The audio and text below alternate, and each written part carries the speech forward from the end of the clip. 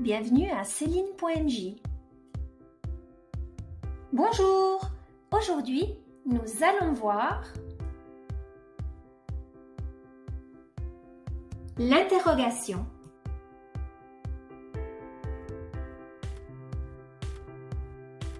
Vous verrez, c'est très facile.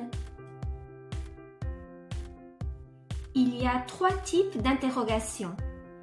L'interrogation en langue familière, en langue courante et enfin en langue soutenue.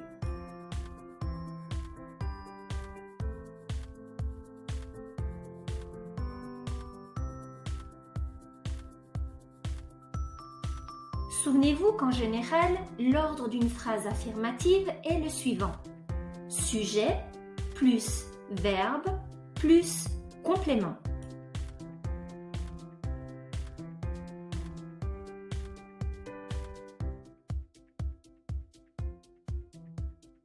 Dans une question en langue familière, il faut faire attention à l'intonation. Et l'ordre des éléments de la phrase est toujours le suivant. Sujet plus verbe plus complément plus point d'interrogation.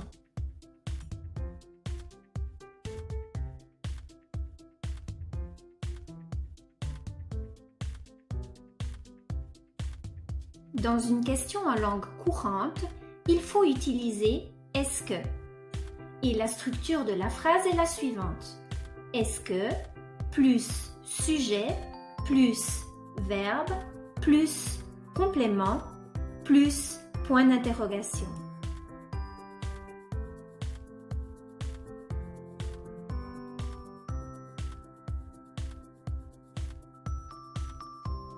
Dans une question en langue soutenue, il faut inverser le sujet et le verbe.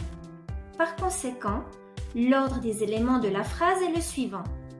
Verbe plus sujet plus complément plus point d'interrogation.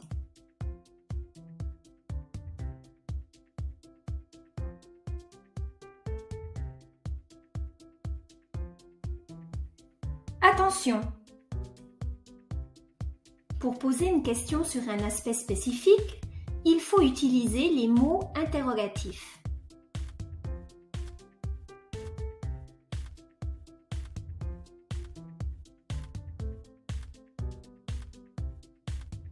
Les mots interrogatifs utilisés pour les personnes sont qui, quel, lequel,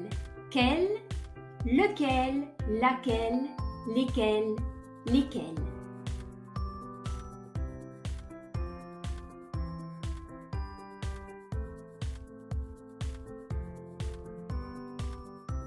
Les mots interrogatifs utilisés pour les choses sont que, Q apostrophe, quoi, quel, lequel, laquelle, lesquels, lesquelles.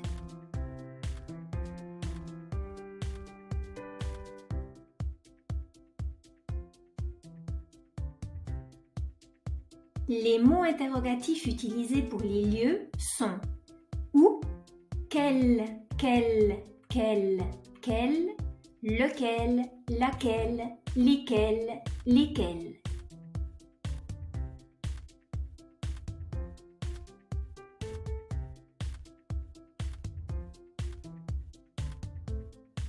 Et enfin, les autres mots interrogatifs utilisés sont quand pour le temps, combien pour la quantité, comment pour la manière et pourquoi pour une question générale.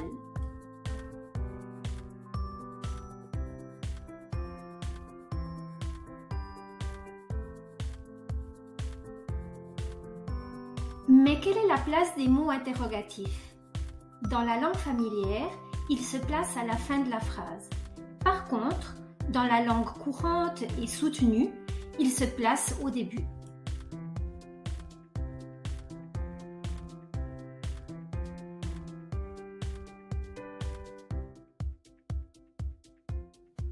Par conséquent, dans la langue familière, l'ordre des éléments de la phrase serait le suivant.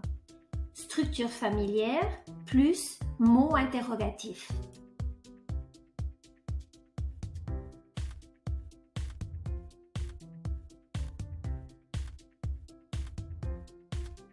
Par contre, dans la langue courante, l'ordre est le suivant.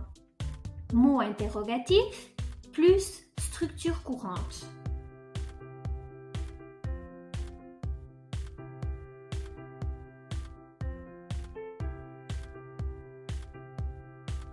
Comme dans la langue soutenue, mot interrogatif plus structure soutenue.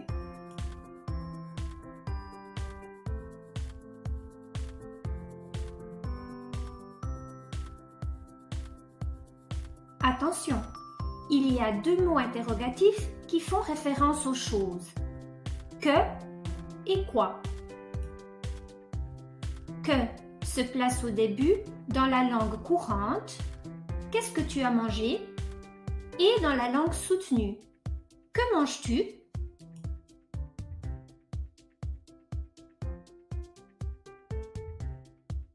Par contre, quoi s'utilise toujours dans la langue familière et se place à la fin de la phrase.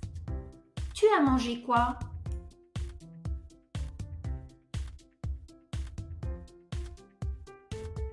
Voyons 3 exemples.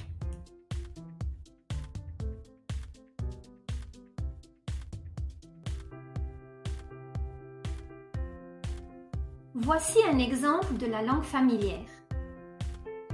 C'est un graffiti. C'est quoi?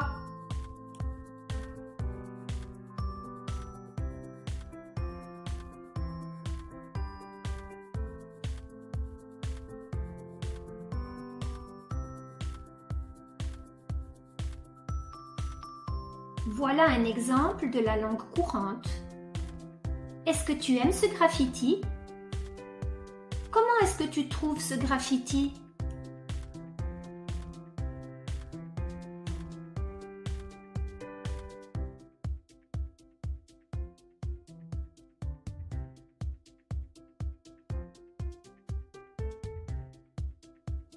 Et enfin, voyons un exemple de la langue soutenue. Mystique est-elle connue? Pourquoi est-elle connue?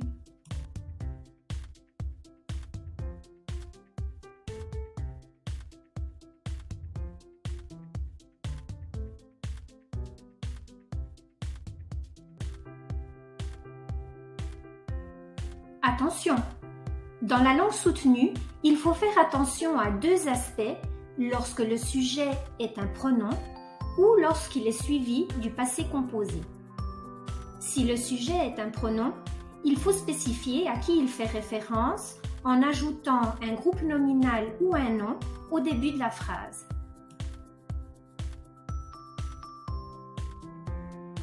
D'un autre côté, si le sujet est suivi du passé composé, il faut le placer après l'auxiliaire.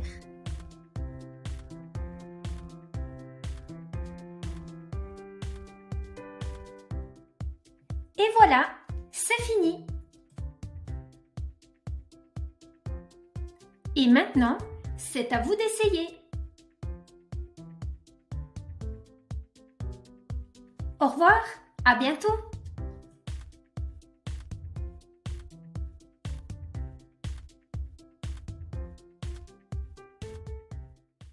Created using Powtoon.